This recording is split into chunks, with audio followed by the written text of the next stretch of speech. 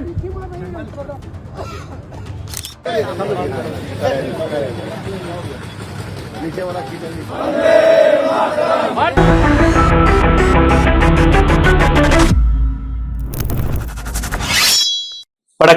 உங்கள் அனைவருக்குமே 80வது சுதந்திர தின நல்வாழ்த்துக்கள்.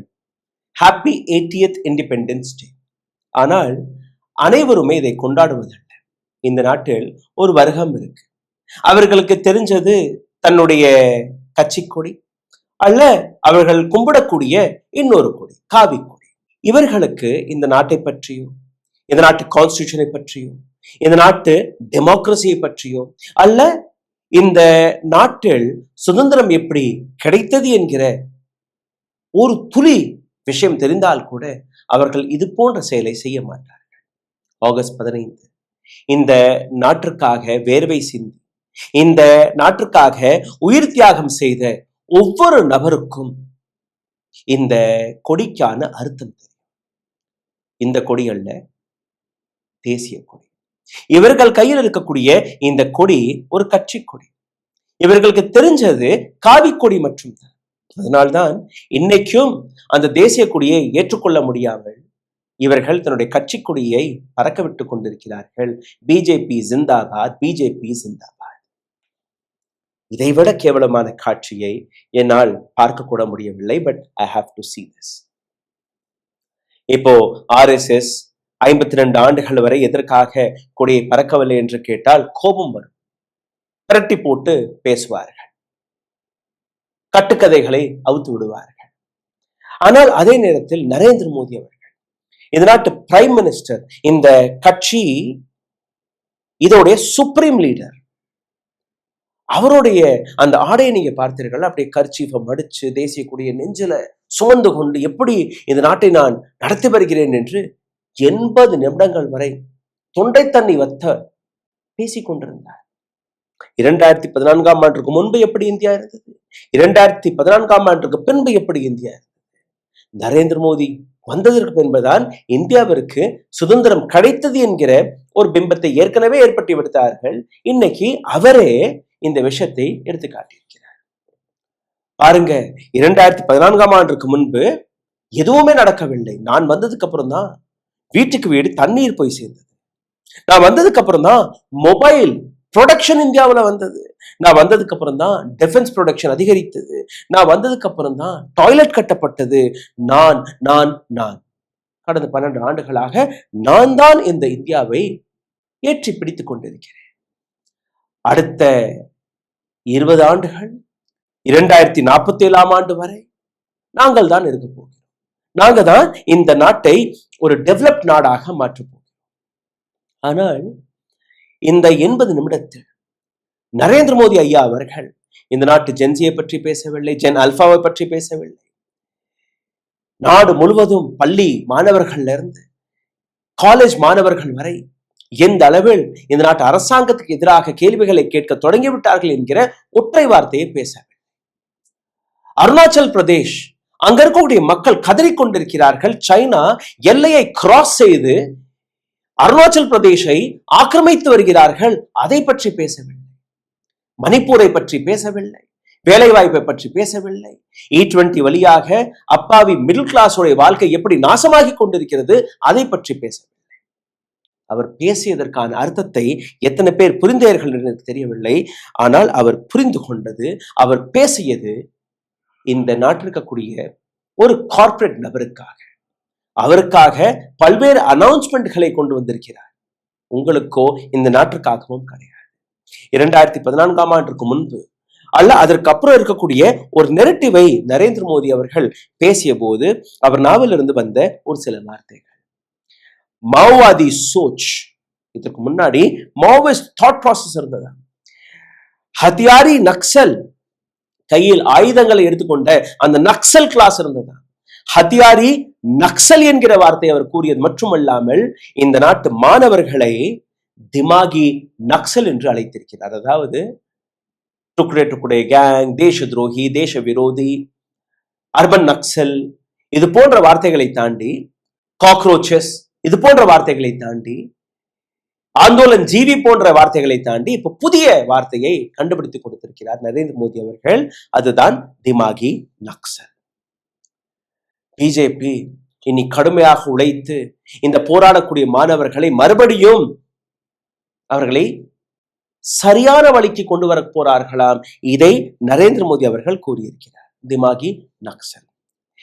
இதே இடத்தில் நரேந்திர மோடி அவர்கள் தன்னுடைய நண்பருக்காக அடானிக்காக என்னெல்லாம் அனௌன்ஸ்மெண்ட் செய்தார் என்று உங்களுக்கு நான் காட்டப் போகிறேன்.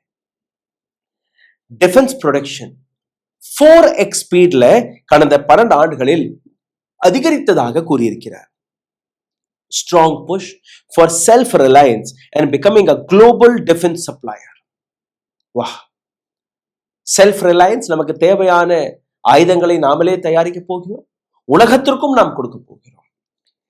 Defense listed as one சப்ததாரா. சப்ததாரா என்கிற அந்த வார்த்தையை பேசிய சப்ததாரா, இதுல drone, counter drones, hypersonic tech and cyber security. இந்த பட்டியலை கவனமாக கேளுங்கள். யாருக்காக இந்த அனௌன்ஸ்மெண்ட் என்று உங்களுக்கு புரிய வரும். Nature was changed. இந்த இடத்துல banking, infrastructure, refineries, data centres, இதை பற்றியும் நரேந்திர மோடி அவர்கள் பேசியிருக்கிறார். சிவில் டிஃபென்ஸ் வாலண்டியர்ஸ் நெட்வொர்க், இதை பற்றி பேசியிருக்கிறார். மிஷன் சுதர்ஷன் சக்ரா, இதை பற்றியும் பேசியிருக்கிறார். இதை தாண்டி திமாகி நக்சல் என்கிற வார்த்தையை பேசியிருக்கிறார். இந்த அனைத்தையுமே நீங்க பார்த்தீர்கள்னா, ஒரு நபர், இவருடைய பெஸ்ட் ஃப்ரெண்ட் மொடானி என்று கூறுவோம் இல்லையா, அதே மொடானிக்காக நரேந்திர மோடி அவர்கள் கொண்டு வந்த திட்டத்துடைய பெயர் தான் சப்ததாரா. 7 வழிகள் வழியாக நரேந்திர மோடி அவர்கள் இந்த சப்ததாராவை கொண்டு வந்தார். பல டிவி டிபேட்ஸ்களில் நரேந்திர மோடியை புகழ்ந்து பேசி வருவார்கள், பாராட்டி வருவார்கள். ஆனால் உள்குத்து என்ன, அதை இன்னைக்கு நீங்க புரிந்து கொள்ள இருக்கிறீர்கள். Manufacturing power, agriculture and food processing, technology and innovation, Gati Shakti, defense power, green and blue economy and soft power. இந்த 7 இடங்களை வைத்து நரேந்திர மோடி தன்னுடைய ஸ்பீச்சை முறித்துக் கொண்டார். ஆனால் இதற்கு பின்னாடி இருக்கக்கூடிய லாபம் யாருக்கு, இந்த செக்டர்களில் இன்வெஸ்ட்மெண்ட் செய்த நபர் யாரு, அனைத்தையும் நீங்க பார்த்தீர்களோ உங்களுக்கு புரிய வரும். ஒற்றை நபர் அடானி. அவருக்காக 80 நிமிடம் இந்த நாட்டை ஏமாற்றக்கூடிய வேலையை தான் நரேந்திர மோடி பார்த்திருக்கிறார், வேறு எதுவுமே கிடையாது. அதை பற்றின ஆழமான ரிசர்ச் டாக்குமெண்ட்டுடன் உங்களுக்கு முன் நான் வந்திருக்கிறேன். இதை கவனமாக கடைசி வரை கேளுங்கள். அதற்கு முன்பு ஒரு சிறிய கோரிக்கை. கடந்த 8 நாட்களாக ஒரு ஆக்டிவிட்டியை நடத்தி வருகிறோம். எங்க இருந்து இந்த வீடியோவை பார்க்கிறீர்கள், அந்த இடத்துடைய பெயரை மட்டும் எழுதிவிடுங்கள், எங்களுக்கும் தெரியட்டும் எங்கெல்லாம் எங்களுடைய வீடியோ போய் சேர்கிறது என்று. நான் அமெரிக்காவில் இருந்து பார்க்கிறேன், நான் கனடா நாட்டிலிருந்து பார்க்கிறேன், நான் ஜெர்மனியில இருந்து பார்க்கிறேன், பிரான்ஸ்ல இருந்து பார்க்கிறேன், Abu Dhabi, Dubai, Muscat, Singapore, Malaysia, Sri Lanka, Theni, Madurai, Trichy, Bangalore, Hyderabad, Delhi, Haryana, Punjab, எங்கெல்லாம் எங்களோட வீடியோ போகிறது என்று அப்படியே எங்களுக்கு குள்ளரிக்குது. இந்த வீடியோவையும் நீங்க எங்கிருந்து பார்க்கிறீர்கள் என்று கீழே எழுதிவிடுங்கள். எங்களுக்கும் தெரியட்டும், உங்களுக்கும் தெரியட்டும் எங்கெல்லாம் இந்த வீடியோ போய் சேர தொடங்கிவிட்டது என்று. இதை நீங்க செய்வீர்கள் என்று நம்பி இந்த வீடியோக்குள் உங்களை இன்னும் ஆழமாக கூட்டிச் செல்கிறேன். அதற்கு முன்பு நரேந்திர மோடி அவர்கள் எந்த மாணவர்களை பார்த்து திமாகி நக்சல் என்று கூறினாரோ, அதே திமாகி நக்சலை பார்த்து பயப்படக்கூடிய வேலையை நீங்க தான் பார்த்திருக்கிறீர்கள். ஜந்தர் மந்தர் போராட்டம் மறந்துவிட்டீர்களா? அந்த போராட்டத்தை அதிர்ச்சி முடிவதற்கு முன்பே இன்னொரு பாம்பை தூக்கி போட்டு விட்டார்கள். உங்களுடைய ராஜ்யசபா எம்பியான ஒரு நபர். நால்சார் யூனிவர்சிட்டி, அங்க இருக்கக்கூடிய மாணவர்கள் எங்களுக்கு சிஜிஐ கையில் இருந்த டிகிரி வாங்க வேண்டாம் என்று ஒரு கோரிக்கை எடுத்து வைத்தார்கள். இந்த நாட்டு டெமோக்ராட்டிக் முறையில் அவர்கள் எடுத்து வைத்த ஒரு ப்ரொடெஸ்ட். யார் இந்த நாட்டு மாணவர்களை காக்ரோச் என்று அழைத்தாரோ, யார் இந்த மாணவர்களை அடிக்க துன்புறுத்தினார்களோ, யாரெல்லாம் இந்த நாட்டு மாணவர்களை மதிக்காமல் இருந்தார்களோ அவர்களை நாங்க மதிக்க தேவையில்லை, அவர்கள் கையில் இருந்து நாங்க டிகிரி வாங்க தேவை. இப்போ பிஜேபிக்கு அப்படியே கொத்துக்குன்னு வந்துருச்சு கோபம். பிஜேபியின் Rajya Sabha MP, bar council of இந்தியாவுடைய சேர்மன். அவர் ஒரு கடிதத்தை எழுதுகிறார். இந்த மாதிரி இந்த காலேஜ்ல இருந்து படித்து வந்த மாணவர்கள் அவர்களுக்கு பிராக்டிஸ் பண்ண விட மாட்டோம், வேலை கொடுக்க மாட்டோம். அங்கிருந்து அடுத்த காக்ரோச் வெளியே கிளம்பியது. அடுத்த நாள் அவர் அதை வாபஸ் பெறாமல் இருந்திருந்தால் இந்த நாட்டுக்கு கூடிய ஒவ்வொரு பிஜேபியினருடைய வீட்டை முடக்கி இருப்பார்கள். முக்கியமாக இந்த நபருடைய ராஜினாமா நிச்சயம். புரிந்து கொண்டார். Within 24 hours he said sorry, மன்னித்து விடுங்கள். இப்போ I will come to my main topic of the day. இந்த வீடியோவில் உங்களை இன்னும் ஆழமாக குறிச்சிருக்கும் முன்பு சிறிய கோரிக்கை எங்களுடைய சேனலை தொடர்ந்து முடக்கக்கூடிய வேலையை பார்த்து வருகிறார்கள். இதிலிருந்து மீட்டெடுப்பதற்காக உங்களுடைய உதவி தேவைப்படுகிறது. நீங்க செய்ய வேண்டிய ஒரு சில சாதாரணமான விஷயங்கள்: லைக், ஷேர், சப்ஸ்கிரைப் பட்டனை தட்டுங்கள். இந்த வீடியோவை பகிர்வதற்காக உங்களுடைய கேள்விகளை, கருத்துக்களை கீழே கமெண்ட் பாக்ஸில் எடுத்து விடுங்கள். இதை தாண்டி பொருளாதார ரீதியாகவும் எங்களை முடக்கக்கூடிய வேலையை பார்த்து வருகிறார்கள். அதிலிருந்து மீட்டெடுப்பதற்காக அருகில் இருக்கக்கூடிய QR கோடை பயன்படுத்தி உங்களால் முடிந்த உதவி நீங்க தெரிவிக்கலாம். ஓ, அப்ப அந்த மிஸ்டர் அண்ட் மிஸ்ஸஸ் பெர்ஃபெக்ட் உண்மையிலேயே வர்த். நரம்பு தளர்ச்சியிலிருந்து விடுபட்டு உடம்பு ஒரு புது வீரியம் பெற மா நேச்சுரல்ஸோட மிஸ்டர் பர்ஃபெக்ட்ட யூஸ் பண்ணுங்க. How Narendra Modi spoke for his friend. அவருக்காகவே கொண்டு வந்த திட்டங்கள் என்ன? He says சப்ததாரா, 7 வழிகளை கையில் எடுத்து இந்தியாவை ஒரு மிகப்பெரிய வளர்ச்சி பாதைக்கு நாங்கள் எடுத்து செல்ல இருக்கிறோம். ஓகே, முதல் வார்த்தை மேனுஃபேக்சரிங் பவர். மேனுஃபேக்சரிங் பவர்ல 1,80,000 கோடி ரூபாயை நரேந்திர மோடியின் நண்பரான அடானி அவர்கள் ஒடிசாவில் அபுதாபியில் இன்வெஸ்ட் செய்திருக்கிறார். இந்த investment alumina refinery, solder, downstream park and captive power என்கிற பெயர்ல இது நடக்கிறது. இதை தாண்டி அவர் எக்ஸிஸ்டிங் இன்வெஸ்ட்மெண்ட்டை நீங்க பார்த்தீர்கள்னா காப்பர் செமிட்டர் ஆபரேஷன் இதை அவர் நடத்தி வருகிறார். இதை தாண்டி சோலார் மாடியூல் இவர் கையில் இருக்கு. அடானியோடைய industry, Adani new industry limited, Anil, இந்த பெயர்ல இவர் நடத்தி வரக்கூடிய இந்த இன்வெஸ்ட்மெண்ட். அப்போ இவருடைய புதிய திட்டம் யாருக்கு போகும், யாருக்கு லாபம் போகும், புரிந்து கொள்ளுங்கள். Agriculture and food production. பல்வேறு நபர்கள் சொல்வீர்கள் அடானி அக்ரிகல்ச்சர்ல கிடையாது. ஆனால் விவசாயிகள் விளைய வைக்கக்கூடிய பொருளை வாங்குவது யாரு? FCI, ஃபுட் கார்பரேஷன் இந்தியா, அதோட கோடவுன்ஸ்கள் யாருக்கு எழுதி கொடுக்கப்பட்டது? யார் கையில் இருக்கு? அடானி கையில் இருக்கு. So this is also to Adani. The third சப்ததாராவுடைய project technology and innovation. $100 billion இதற்கான திட்டத்தை அடானி போட்டிருக்கிறார். இதுல renewable power, AI ready data center by 2035, அடானியோடைய X on X expanding data center, நாடு முழுவதும் நடக்கக்கூடிய data center, multi gigawatt ambition, இது எல்லாமே அடானியோடைய projects. Binding partnership with Google, gigawatt scale AI, விசாகப்பட்டினத்துல ஒரு AI ஹப்பை திறக்க போறார். Collaboration with involving Microsoft and global tech firms, அடானியோடைய அடுத்த திட்டம். supporting investment in renewable energy and transforming for high density compute. இது எல்லாமே அடானியோடைய ப்ராஜெக்ட்ஸ். சப்ததாரா, கதி சக்தி. அடுத்த விஷயம், கதி சக்தி என்ன? அடானியோடைய போர்ட் இந்தியாவின் மிகப்பெரிய தனியார் போர்ட்டாக மாறி இருக்கிறது. 500 million tons of cargo came through Adani port just in 2026 alone. இந்த டார்கெட் 1 million டன் ஆக உயர்த்துவதற்காக ஒரு திட்டத்தை போட்டிருக்கிறார் அடானி by 2030.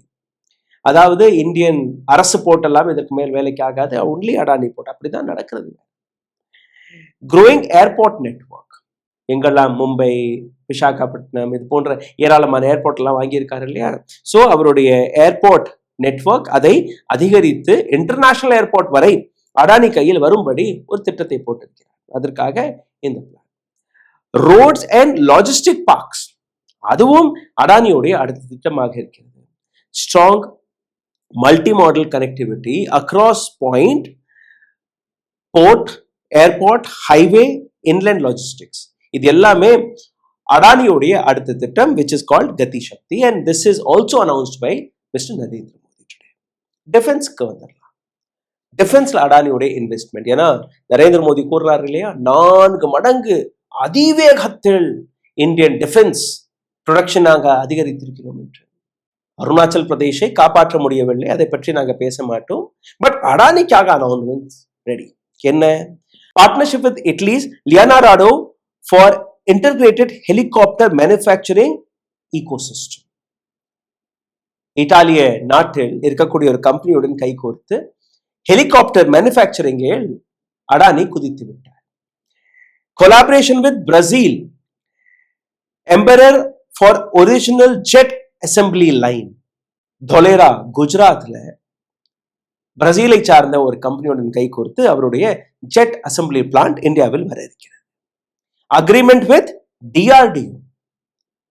டிஆர்டிஓடன் ஒரு அக்ரிமெண்ட் போட்டு ஏர்போர்ன் ஏர்லி வார்னிங் ப்ரோக்ராம், அதிலும் அடானியோட ஒரு investment. Contract with HAL. Adani எத்தனை சைக்கிளை தயாரித்தார், எத்தனை டயரை தயாரித்தார் எனக்கு தெரியவில்லை. அவருடைய கம்பெனி இதுல இன்வால்வ் ஆக இருந்ததா என்று கூட எனக்கு தெரியவில்லை. But they are making helicopters, jet, all defence projects are going to Adani. அடுத்தபடியாக he is also expanding in making missiles, drones and related systems. This is Narendra Modi Saptadhara number 5. Narendra Modi Saptadhara number 6. இதிலும் அடானியோடைய investment இருக்கு. என்ன? Adani green energy, இந்தியாவுடைய largest pure play renewable energy company. அதற்கு லாபம் கொடுக்கும். Operational capacity of 20 gigawatts in 2026. இது ஏற்கனவே 5 gigawatts இருந்தது, இது 20 gigawatts ஆக உயர்த்த போறார்கள். Large scale battery energy storage project, அடானியுடைய புதிய project. Green hydrogen push through Anil, அதுவும் இவர்கள் செய்ய போறார்கள். Expanding transmission infrastructure. Nuclear power ambition, nuclear பவரிலும் அடானியுடைய அந்த இன்வால்வ்மெண்ட் தொடங்கிவிட்டது. ஒரு நாட்டில் நியூக்ளியர் பவர் தனியார் கம்பெனியில் இருக்கணுமா இல்லை அரசு கையில் இருக்கணுமா என்று நீங்களே முடிவெடுப்பார்கள். ஆனால் இதுவும் அடானி கைக்கு போய்விட்டது. Ports provide presence in blue economy through coastal and maritime logistics. இதிலும் அடானி அவர்களுடைய பங்கு. இன்வெஸ்ட்மெண்ட். சாஃப்ட் பவர், இது கடைசி சப்ததாரா நம்பர் 6, அதாவது மீடியா. ஏற்கனவே இந்திய டிவி வாங்கிவிட்டார். இதை தாண்டி பல நியூஸ் சேனல் கம்பெனிகளை வாங்குவதற்கான அந்த பிளாட்ஃபார்மை போட்டு வருகிறார். This is what the big picture of today's 80-minute speech of Narendra Modi. 80 நிமிடங்கள் வரை நரேந்திர மோடி அவர்கள் இன்னைக்கு பேசியதற்கான அர்த்தத்தை நீங்க புரிந்து கொண்டிருப்பீர்கள். சப்ததாராவிற்கான அர்த்தம் இப்ப சிந்தித்து பாருங்கள். எதற்காக ஆகஸ்ட் 15ஆம் தேதி பிஜேபியை சார்ந்த நபர்கள் தேசிய கொடியை பறக்க விடாமல் அவர்களுடைய கொடியை பறக்க விட்டார்கள்? காரணம், இந்த நாட்டு கான்ஸ்டிடியூஷனையோ இந்த நாட்டு சட்டத்தையோ அல்ல இந்த நாட்டையோ இவர்கள் மதிப்பதல்ல. இவர்கள் மதிப்பது பணம். இவர்கள் மதிப்பது ஒரு ஐடியாலஜி. அந்த ஐடியாலஜி இந்த நாட்டு கான்ஸ்டிடியூஷன், அந்த ஐடியாலஜி இந்த நாட்டு டெமோக்ரஸி, அந்த ஐடியாலஜி இந்த நாட்டு லா அண்ட் ஆர்டரை மதிக்காது. சிந்தித்து பாருங்கள். நன்றி, வணக்கம். ஓ, அப்ப அந்த மிஸ்டர் அண்ட் மிஸ்ஸஸ் பெர்ஃபெக்ட் உண்மையிலேயே வர்த். நரம்பு தளர்ச்சியிலிருந்து விடுபட்டு உடம்பு ஒரு புது வீரியம் பெற மா நேச்சுரல்ஸோட மிஸ்டர் பர்ஃபெக்ட்டை யூஸ் பண்ணுங்க. ஊடகம் கார்ப்பரேட் அரசியல்வாதிகளின் கைப்பாவையாக அடிமைகளாக இருந்தது போதும். இனி சாட்டை எடுத்து சுழற்றும் நேரம் வந்துவிட்டது. ஊடகம் பொதுமக்களாகிய உங்களுக்காக, உங்களாலேயே இயக்கப்பட வேண்டும். ஊடக சுதந்திரத்திற்காக உங்களின் பங்களிப்பை இன்றே அளித்திடுங்கள்.